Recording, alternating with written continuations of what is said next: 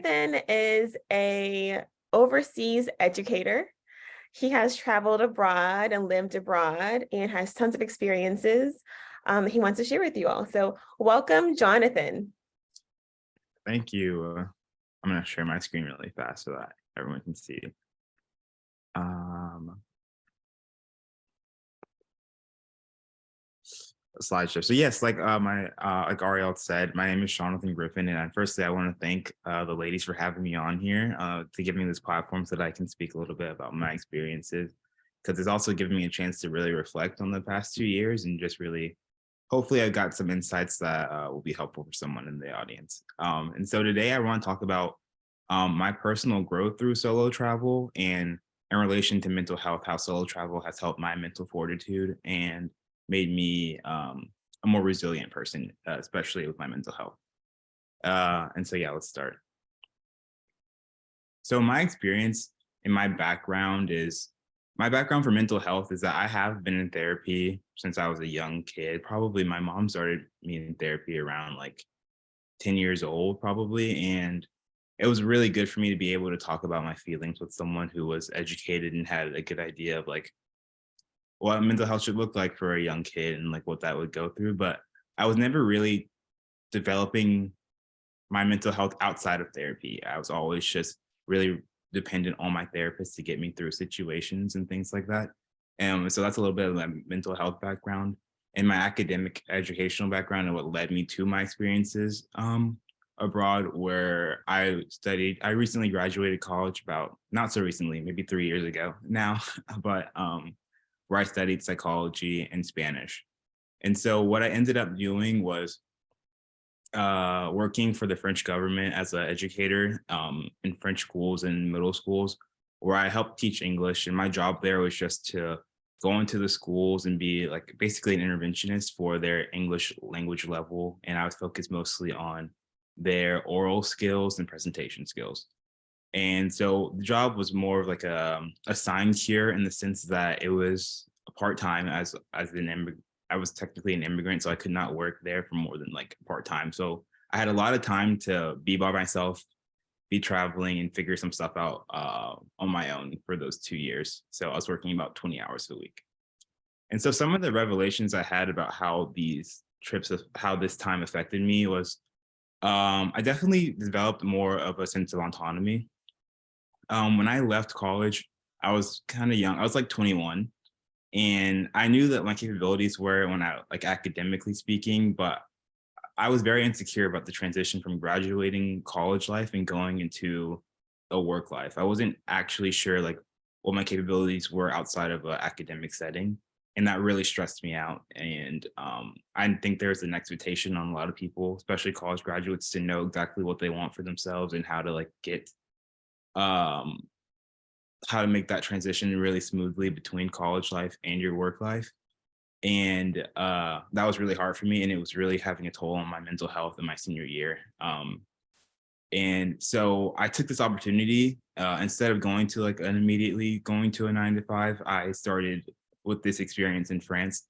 And it really helped build up my autonomy. And I noticed that I was starting to have more like resilience mentally through built up my autonomy. So, for example, I had to do things on my own, like find an apartment in a different language in a different country. You know, I left the U.S. not knowing where I was going to live or how I was going to get to work. I didn't have a car. I didn't know how to drive in that country, anything like that. The country I'm talking about is France, by the way. I didn't mention that, but that's where I was working at. And so through the solo travel, I was able to build up my autonomy, and it also just made me a stronger person mentally. And so another a way that this affected me was my comfort zone. Um, as you can imagine, like going somewhere where you don't necessarily speak the language or you don't really know what the people around you are always doing and like what all these signs mean or how to even grocery shop was difficult for me at first. I was constantly out of my comfort zone.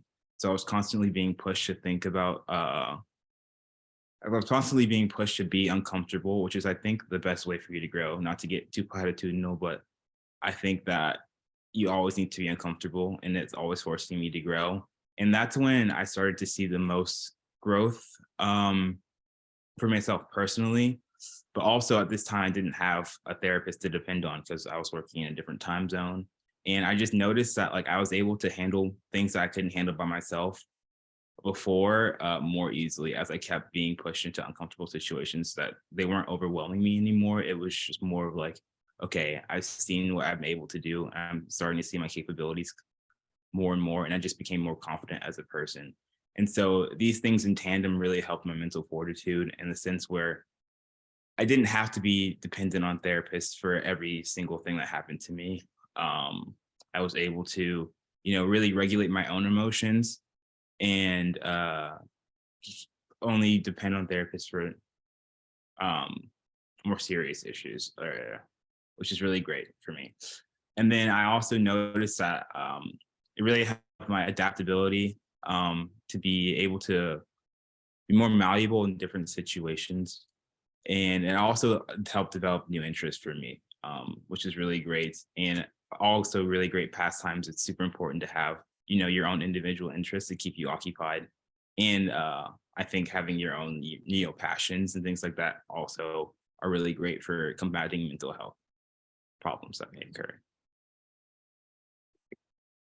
And so I really want to take this time to emphasize like the solo part of my experience because when I did these things, I was pretty much alone. I had help from my mom and my family. Obviously, I had support, but when I went to France, that was just me by myself.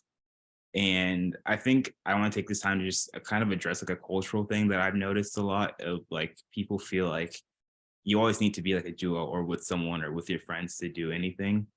And I think that's not always the case. For example, one of my favorite things to do is to, like go to the movies by myself and things like that. And people always give me weird looks about those types of things. But I think you get the most out of your experiences when you're able to reflect on them yourself without the biases of other people. And so like when I was solo traveling, I didn't really have to like hear other people's opinions. I was able to really reflect on my own, like how I truly felt about these things. And that's something I didn't really have before.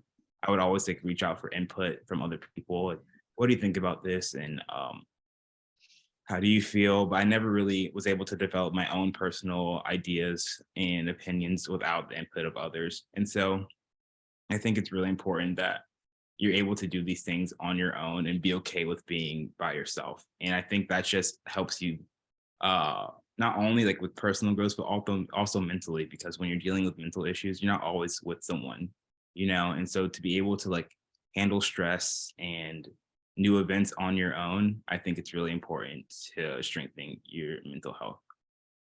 Uh I'm sorry, is the screen still sharing, Ariel, or no? No, can you send me your PowerPoint and then I'll just share from my screen? No, it's okay. It's only one more thing, so I'll just look at it and it's all be all right.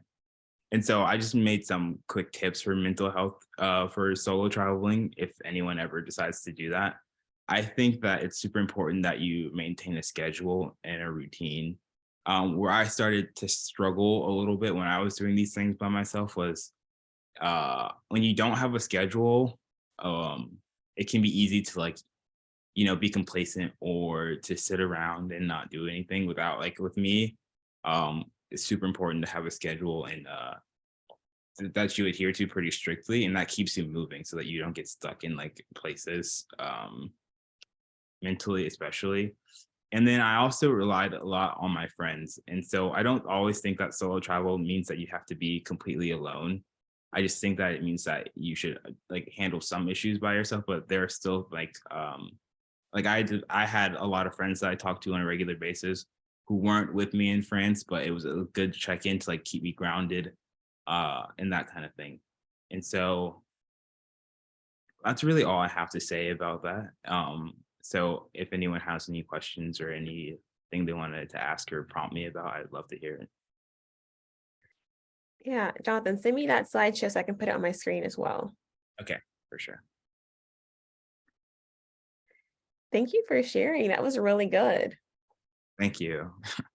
It must be, really hard to kind of go out by yourself and just be a solo traveler and just kind of like have that braveness to do that. So kudos to you. Thanks. We And we have do a have help. question. Yeah, we do have a question. Hey there. I wanted to ask you, as a person who travels a lot solo, how did you come to realize that speaking with your friends would keep you grounded?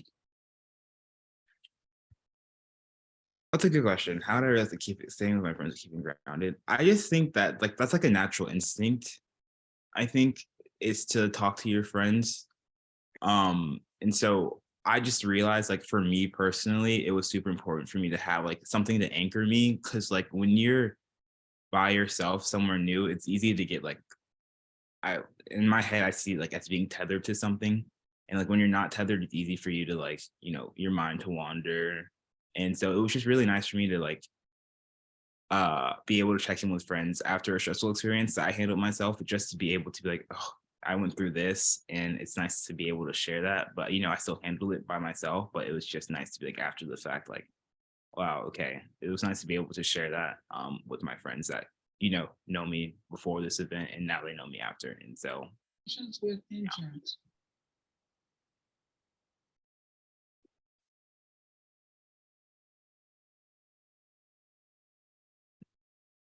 I don't know Any if he's other questions? right. Thanks. Mhm. Any more questions for you? Have to unmute yourself.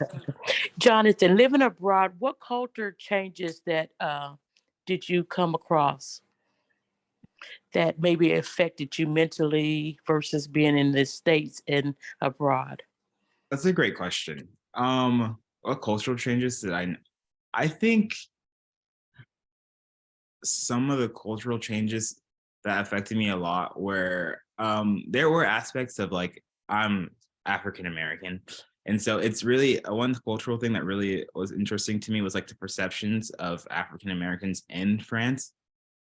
Because when I was in France, like people didn't know that I was African American. And so they would think that sometimes I was an immigrant from Africa. And sometimes European countries have issues with like immigration.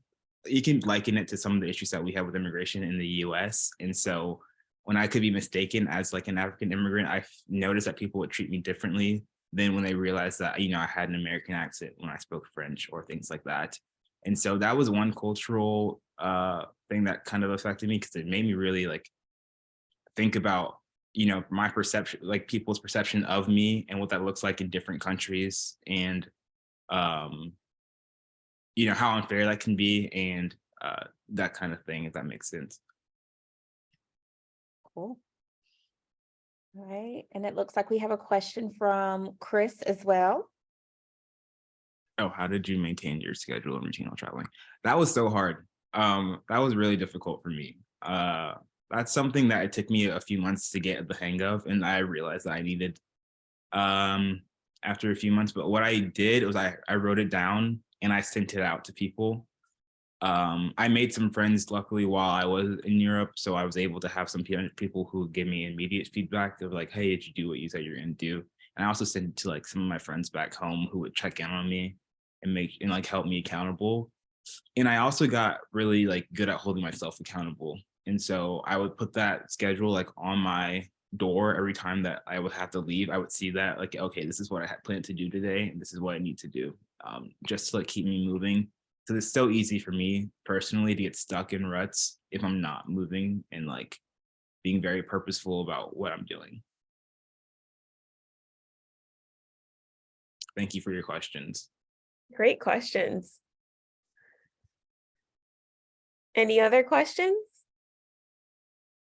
Yes. Hey, Jonathan, again. I want to know, in taking on like a new culture, the language, of course, new rhythms, of course, the difference in timing. How hard was it for you to kind of lean into that? And did you have any previous exposure to the language and culture before you arrived? Yeah, great question. I did have a little bit of previous exposure. I actually spent a summer at a university in the US learning French through like immersion, which is like we weren't allowed to speak English for those like 2 months that we were studying. So I had to only speak in French. And that actually was like a really good precursor to going to France, because like there was a lot of stress when you can't like communicate in your own language that came with that. So I got like a little taste of that before I actually, moved all the way to France and did it. So I had like a little bit of like a buffer before I went there. So it wasn't as stressful as it could have been. But yeah, it was a hard thing to get used to.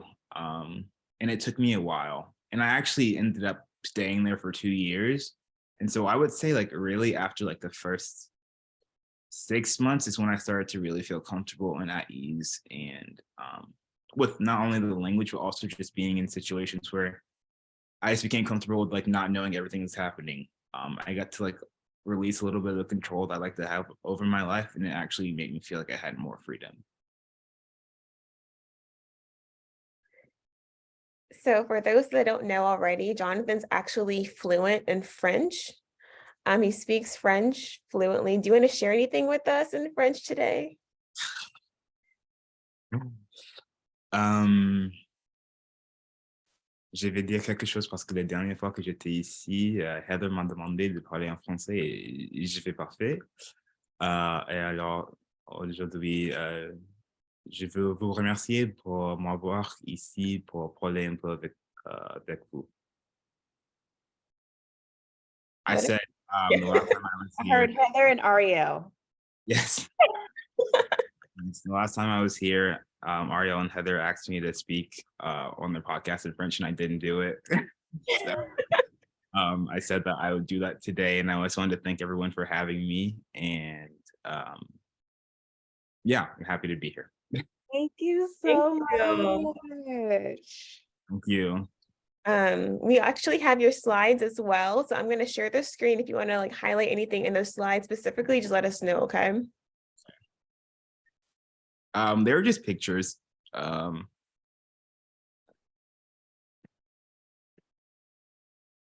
Okay. Yes, this is just my apartment building that I lived in.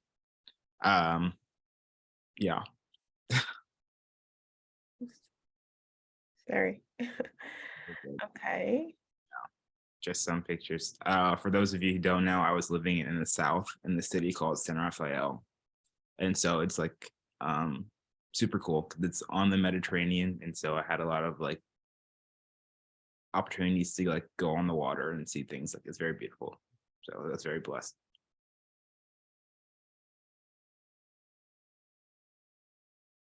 And these are some of the friends that I was able to make while I was living over there. Okay. Is that the end? Yep. All right. Thank you, Jonathan. Thank you. Thank you, everyone. Thank you. Thank you.